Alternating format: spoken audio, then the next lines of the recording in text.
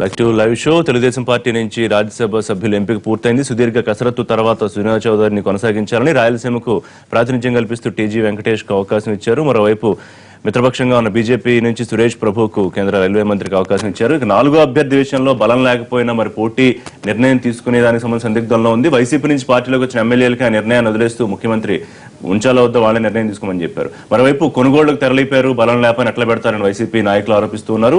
విజయసాయిరెడ్డికి ఓటేయడానికి YCP ఎమ్మెల్యేలే సుముఖంగా లేరని ఆ పార్టీని తెలుగుదేశం పార్టీలోకి వచ్చిన నాయకులు వ్యాఖ్యానిస్తూ ఉన్నారు.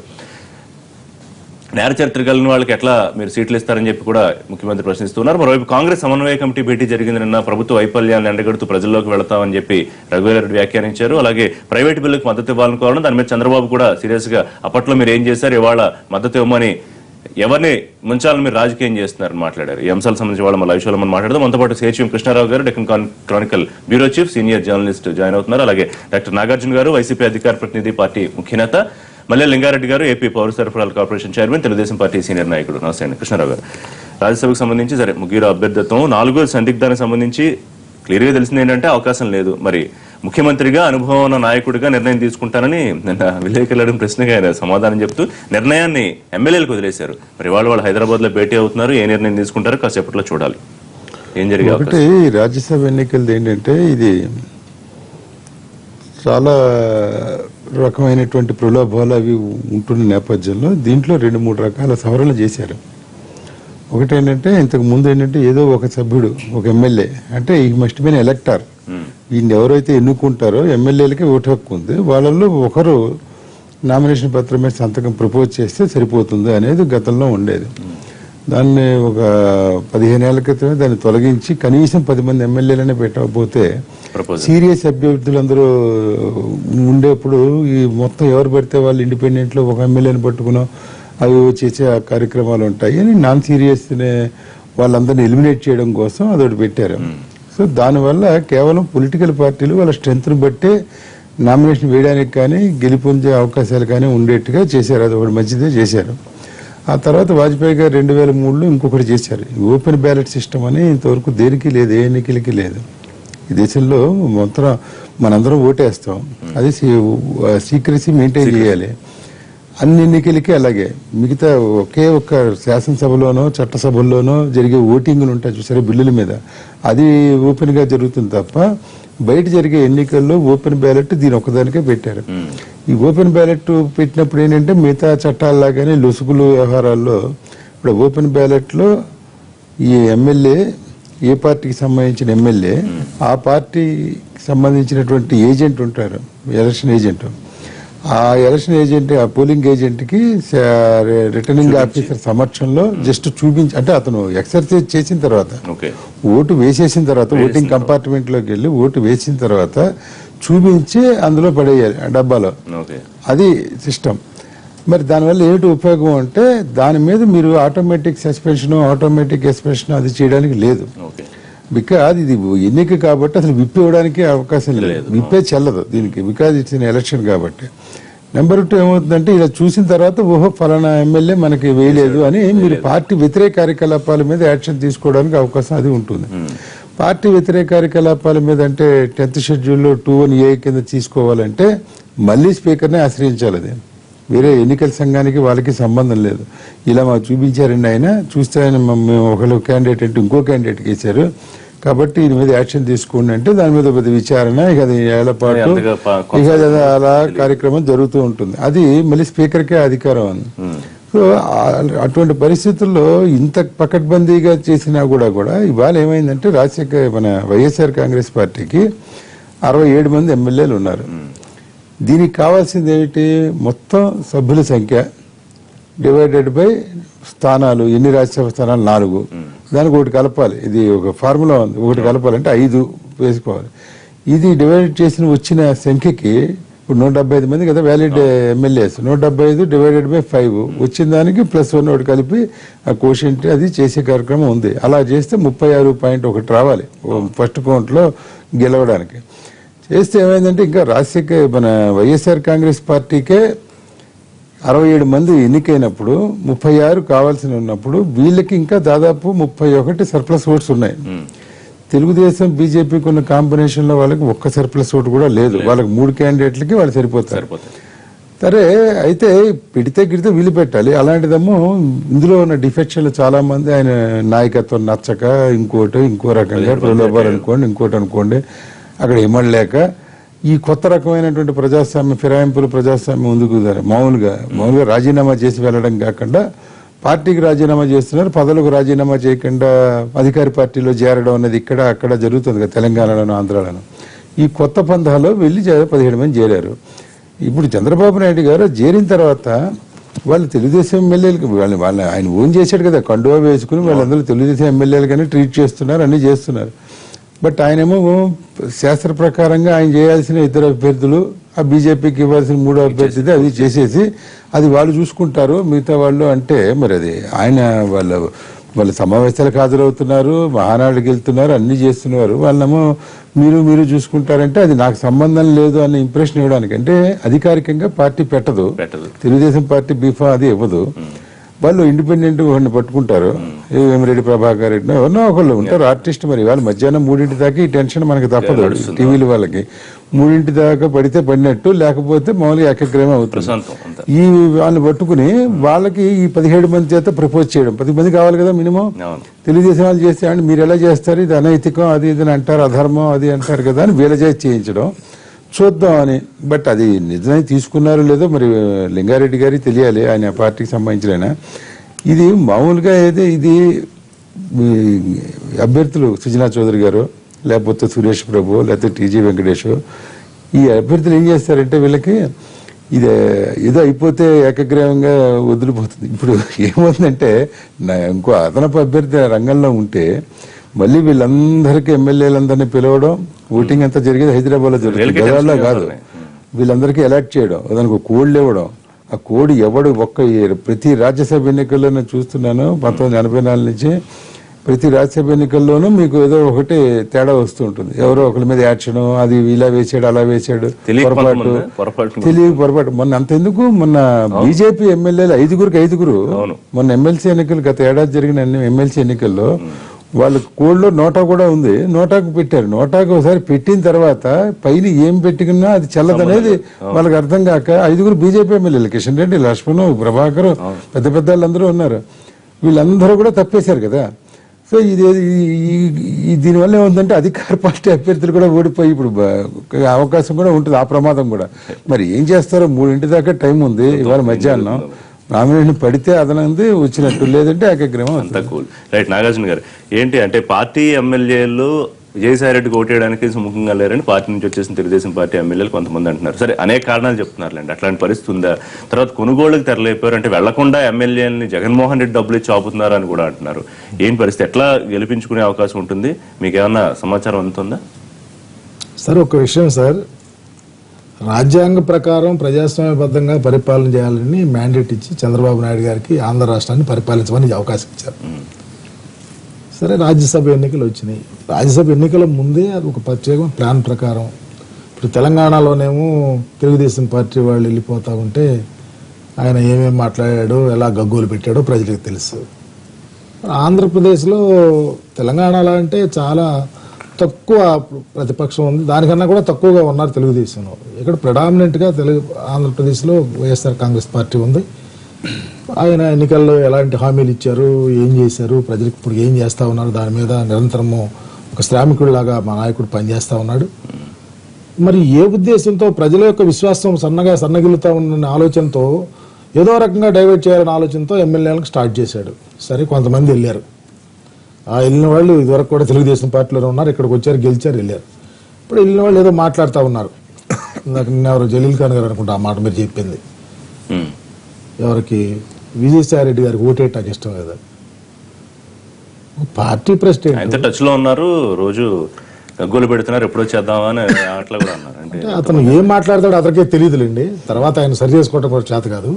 అతని గురించి అంత ప్రత్యేకంగా తీసుకోవాల్సి, మా పార్టీలో ఉన్నప్పుడు కూడా చంద్రబాబు నాయుడు గారిని ఇష్టం వచ్చినట్టు తిట్టినాడు. సరే, ఏది ఏమైనప్పటికీ ఈ రోజు 17 మంది శాసనసభ్యులు మా పార్టీ నుంచి వెళ్ళారు. పాపం వెళ్ళినా వాళ్ళకి సంతోషం కూడా లేదు, వాళ్ళ అగౌరవమే. మరి మొన్న మహానాడికి వెళ్ళారు, కొంతమందిని రాని లేదు, కొంతమంది బూతులు తిట్టించారు, లోకల్ గా తిట్టిస్తా ఉన్నారు. అదే జరుగుతుంది. ఉన్నారు కదా స్టేజ్ మీద చాలా మంది కనిపించారు. సరే, కొంతమంది వెళ్లకుండా కూడా ఉన్నారు, వెళ్ళటానికి కూడా భయపడ్డారు, కొంతమంది నియోజకవర్గాలను తిరగలేకపోతా ఉన్నారు. అది తెలుగుదేశం పార్టీ వాళ్ళ వల్ల కూడా తిరగలేకపోతా ఉన్నారు. మా పార్టీ క్యాడర్ అంతా ఓటేసాము, నీకు ఎక్కడ అధికారం ఉందని చెప్పి తిడతారు, అది వేరే విషయం. ఇప్పుడు ఈ ఎన్నికల్లో తెలుగుదేశం పార్టీకి ఎన్ని ఓట్లు ఉన్నాయి, ఎంతమందిని గెలిపించుకోవడానికి ఆస్కారం ఉంది? ప్రజాస్వామ్యాన్ని రక్షించాల్సినటువంటి వ్యక్తి, ప్రజలకు సమాధానం చెప్పాల్సినటువంటి వ్యక్తి ముఖ్యమంత్రి. మీకు అవకాశం ముగ్గురికి కూడా బొటాబొటి. నాకు కృష్ణారావు గారు చెప్పారు, నాకు వైఎస్ఆర్ కాంగ్రెస్ పార్టీ పెడితే ఇంకోళ్ళు పెట్టుకోవచ్చు చేతన అయితే, అలాంటి ఆలోచనలు అక్కడ ఉంటాయి.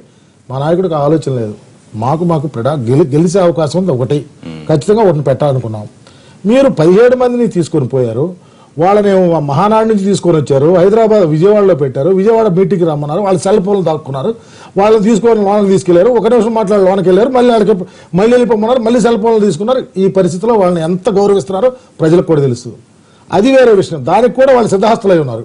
మరలా ఈ రోజు ప్లాన్ వేస్తా ఉన్నారు. మేము దాయాల్సిన పని మాకు తక్కువ ఉండో, మాకు భయం ఉండో, మాకు లేకపోతే మమ్మల్ని ఇంకా కొంటాడనే భయం. అలాగే ఎక్కువ ఉండినా ఏమున్నా విజయసాయి రెడ్డి గారి విజయాన్ని చంద్రబాబు నాయుడు గారు కాదు, హరిహరాజులు కూడా అడ్డుకోవడం లేదు, అవకాశమే లేదు. డబ్బులు ఇచ్చి కోట్లు 30-40 కోట్లు ఇచ్చి కొనుగోలు చేస్తున్నారని ఖచ్చితంగా ఏమండి జరుగుతుంది. అది ఆ ప్రాసెస్ జరుగుతుంది. ఎన్ని కొనుగోలు చేసినా, నువ్వు ఏ కుతంత్రాలు చేసినా విజయసాయి రెడ్డి గారి యొక్క గెలుపుని మాత్రం ఆపలేని పరిస్థితి. కానీ చంద్రబాబు నాయుడు గారు కానీ తెలుగుదేశం పార్టీ కానీ మీరు ప్రజాస్వామ్యాన్ని పరిరక్షిస్తా ఉన్నారా, ప్రజాస్వామ్యాన్ని భక్షిస్తా ఉన్నారా, ప్రజాస్వామ్యాన్ని అపాసం చేస్తారా, అది కూడా తెలుసుకోవాలి. ప్రజలు చూస్తా ఉన్నారు. విజ్ఞులు ప్రజాస్వామ్యం గురించి పెద్ద చర్చ వచ్చింది. సరే, బలం లేనప్పుడు మరి ఆయన అనుభవజ్ఞుడిగా నిర్ణయం తీసుకుంటా అన్నప్పుడు వదిలేసి ఉంటే బాగుండేదా? అంటే నిర్ణయాన్ని వదిలేశారు, మొత్తానికి వద్దు అని చెప్పుంటే బాగుండేదా? అంటే ఇప్పుడు ప్రజాస్వామ్యం ఇవన్నీ పెద్ద పెద్ద మాటలు మాట్లాడుతున్నాం.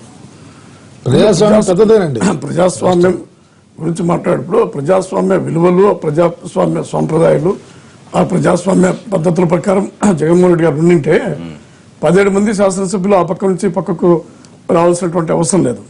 దాన్ని తెలంగాణతో పోల్చాల్సినటువంటి అవసరం లేదు. ఎందుకంటే తెలంగాణ విషయం వేరు, అందరికీ కూడా తెలుసు. అది ప్రాంతీయంగా వచ్చినటువంటి సెంటిమెంటు, దాంట్లో ఎవరు కూడా ప్రస్తుతానికి ఆపే పరిస్థితి లేదు. అది ఏదో ఆ వ్యక్తి కాదు, పార్టీ కాదు, ఆ ప్రాంతీయంగా వచ్చినటువంటి సమస్య అది.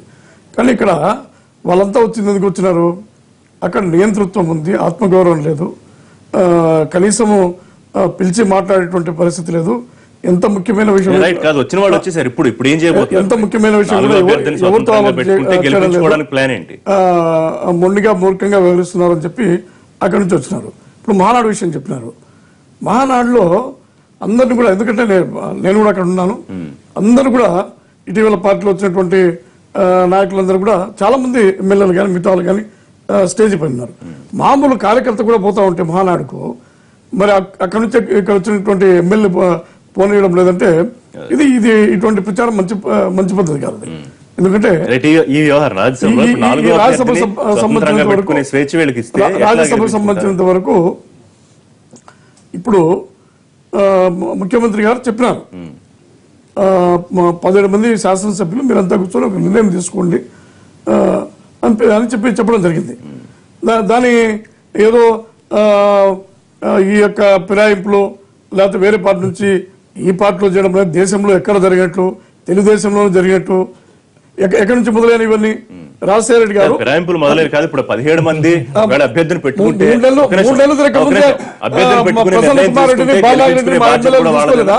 అప్పుడు తెలియదు ఆ ప్రజాస్వామ్యం గురించి జగన్మోహన్ రెడ్డి గారికి, మరి వీళ్ళందరికీ కూడా. ఒక నిమిషం, ఇప్పుడు ఇక్కడ ఏమంటున్నా అంటే అభ్యర్థిని నిలపాలా అనేటువంటి విషయంలో మరి అక్కడి నుంచి వచ్చినటువంటి ఎమ్మెల్యేలకు, సరే కృష్ణారావు గారు చెప్పినారు, వాళ్ళు తెలుగుదేశం కదా, కండువా కప్పలేదా, చేర్చుకోలేదా, మరి చంద్రబాబు నాయుడుకి నిర్ణయించకుండా వాళ్ళ మీద పెట్టారని. కానీ కొన్ని ప్రత్యేక పరిస్థితుల్లో అంటే నిర్ణయించేది ఫైనల్ గా చంద్రబాబు నాయుడు గారికి చెప్పొచ్చు, పార్టీకి చెప్పొచ్చు, కానీ ఒక నిర్ణయం తీసుకోండి అని స్వేచ్ఛ ఇచ్చారా? తప్పకుండా ఇవ్వడం జరిగింది. ఇంకోటి కూడా అభ్యర్థిని పెట్టుకుంటే గెలిపించుకునే బాధ్యత కూడా వేళదేనా? ఇంకోటి కూడా చూడండి, ఇక్కడ ఏమితా ఉంది, విజయసాయి రెడ్డి యొక్క నేపథ్యం అందరికీ తెలుసు. విజయసాయి రెడ్డికి అభ్యర్థిగా నిర్ణయించడం అనేది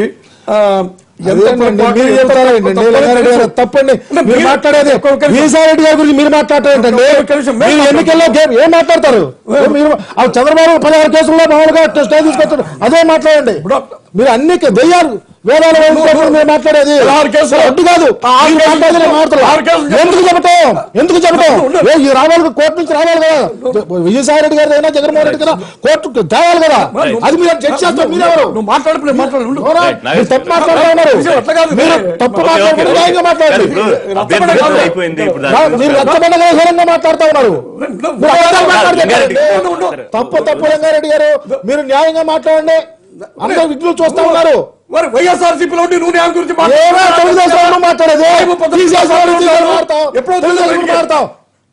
ఒక నిమిషం. ఇప్పుడు ఇక్కడ ఏమైతుందంటే తెలుగుదేశం కరెక్ట్ గా మాట్లాడినట్టు తప్పు మాట్లాడుతూ తప్పు మాట్లాడితే తర్వాత మాట్లాడారు. ఎప్పుడు మాట్లాడతారు? మాట్లాడతారు. లింగారెడ్డి గారు ఒక విషయం చెప్పండి. ఒకటి విజయసాయి రెడ్డి కాకుండా వేరే అభ్యర్థి అయితే మీరు విజయసాయి రెడ్డి కాకుండా వేరే అభ్యర్థి అయితే ఈ పోటీ వ్యవహారం అంటే ఇప్పుడు అభ్యర్థిని బట్టి కూడా కొన్ని పరిస్థితులు ఉన్నాయి. మరి విజయసాయి రెడ్డి వల్లనే చాలా మంది బయటకు వచ్చారు. అతని అభ్యర్థిగా పెట్టి ఖచ్చితంగా అతని వల్లనే చాలా మంది ఎమ్మెల్యేలు కూడా బయటికి రావడం జరిగింది. మరి ఈ రోజు అతనికి ఓటు వేయమంటా ఉంటే మాది రాజకీయ పార్టీ కదా, దాని ఒకవేళ అవసరం అయితే మరి పరిస్థితి అనుకూలంగా ఉంటే మేము ఉపయోగించుకోకూడదా? తప్పది. మీరు ఉపయోగించుకోరా? మా దగ్గర నుంచి మా అభ్యర్థికి సరిపోకుండా వేరే ఎమ్మెల్యేలు ఎవరిని వస్తే మీరు ఉపయోగించుకోరా? అయితే అది ఇప్పటికి కూడా నిర్ణయం కాలేదు. మరి ఇంకా చర్చల దశలో ఉంది. అది ఆ పోటీ పెట్టినా కూడా తప్పులేదనేటువంటి నిర్ణయం వస్తుందిగా చూద్దాం. గిడుగు రుద్రరాజు గారు మనతో జాయిన్ అయ్యారు, కాంగ్రెస్ పార్టీ సీనియర్ నాయకుడు. రుద్రరాజు గారు, రాజ్యసభ అభ్యర్థిత్వాల గురించి నిన్న 3 అభ్యర్థులు ఫైనల్ అయ్యారు. 4వ అభ్యర్థి నిర్ణయం వైసీపీ నుంచి పార్టీలకు వచ్చిన ఎమ్మెల్యేలకు వదిలేస్తారు. అది కొద్దిసేపట్లో తేలుతుంది. దాని మీద మీ కామెంట్. అంటే బేసికల్ గా ఎవరికి ఎంత స్ట్రెంగ్త్ ఉంటే వాళ్ళు అంతవరకు కంటెస్ట్ చేయడం అనేటువంటిది మంచిది. అది ఉన్నటువంటి పరిస్థితిలో గతంలో జరిగినటువంటి శాసన మండలి ఎన్నికలను మనం చూసుకున్నప్పుడు శాసన మండలి ఎన్నికల్లో కూడా తెలుగుదేశం పార్టీ మన వైఎస్ఆర్ పార్టీకి వీళ్ళిద్దరికి కొన్ని చోట్ల స్ట్రెంగ్త్ తక్కువ ఉన్నప్పుడు కూడా చాలా సందర్భాలు వదిలేయడం జరిగింది. తూర్పుగోదావరి లాంటి జిల్లాలో తెలుగుదేశం పార్టీకి యునానిమస్ గా ఇచ్చినటువంటి పరిస్థితి ఉంది. అదేవిధంగా కొన్ని చోట్ల వీళ్ళు అడ్జస్ట్ చేసుకున్నటువంటి పరిస్థితి ఉంది. ఇప్పుడు ఉన్నటువంటి పరిస్థితుల్లో ఈ ఆర్స్ ట్రేడింగ్ ఇష్యూస్ ఇవన్నీ లేకుండా ఫెయిర్ గా ఎవరికి ఉన్నటువంటి సభ్యత్వాలు ఎవరికి ఉన్నటువంటి దాన్ని చేసుకుంటేనే ప్రజాస్వామ్యంలో అది కొంత మంచిదిగా అనిపిస్తుంది. ఎందుకంటే ఆల్రెడీ వాళ్ళంతా డిఫెక్టెడ్ ఎమ్మెల్యేసే, ఓ పార్టీ నుంచి గెలిచి ఓ పార్టీ నుంచి వెళ్ళారు. ఇప్పుడు నిర్ణయం తీసుకోబోయేది కూడా వాళ్ళే, వాళ్ళు సమావేశం అవుతున్నారు నిర్ణయం తీసుకోవడం. వాళ్ళు ఎందుకు తీసుకుంటారు? ఎవరో ఒకరు ఇన్వెస్టిగేట్ చేస్తే గానీ, ఏదో గ్రూప్ ఆఫ్ పీపుల్ ఎవరో ఒకరు చేస్తే గానీ అదే అలా చెప్పుండొచ్చు. బట్ బేసికల్ గా అయితే ఇట్స్ నాట్ ఫెయిర్. ఉన్నటువంటి పరిస్థితులు అనవసరంగా ఇప్పుడు ఉన్నటువంటి తలనొప్పిలే సరిపోయినటువంటి పరిస్థితులు 2 పార్టీలు కూడా మళ్ళీ ఇంకొకటి ఎక్కడా జరగట్లేదు. అన్ని రాష్ట్రాల్లో చూస్తున్నాం కదా. ఏ కాంగ్రెస్ పార్టీకి స్ట్రెంగ్త్ ఉన్న చోట కాంగ్రెస్ పార్టీ వాళ్ళ అభ్యర్థులు ఎంతమంది పెట్టారో అంతమంది పెట్టింది. రాజస్థాన్ లాంటి అబ్సల్యూట్ మెజారిటీ ఉన్నటువంటి భారతీయ జనతా పార్టీ వాళ్ళ అభ్యర్థులను పెట్టుకున్నారు. సో ఈ మన స్టేట్ లో కూడా ఇష్యూస్ చాలా ఉన్నాయి. మనం చేసుకోవాల్సింది పొలిటికల్ గా ఇష్యూస్ వాటిలో దృష్టి సారించడం మంచిది. దానికి అంతేగాని పొలిటికల్ గా ఇటువంటివన్నీ కూడా అంత పెద్ద మంచిది కాదేమో అని అనిపిస్తుంది. కంటిన్యూ చేద్దాం. లైవ్ చిన్న బ్రేక్ తీసుకుందాం. బ్రేక్ తర్వాత సురేష్ ప్రభువుకు ప్రాతినిధ్యం కోసం అవకాశం ఇచ్చాక రాష్ట్రానికి మరిన్ని ప్రయోజనాలు కలుగుతాయనే ఆశాభావంతో ఉంది. ఎంతవరకు సాధ్యం అవుతుందనే అంశం మీద చర్చిద్దాం.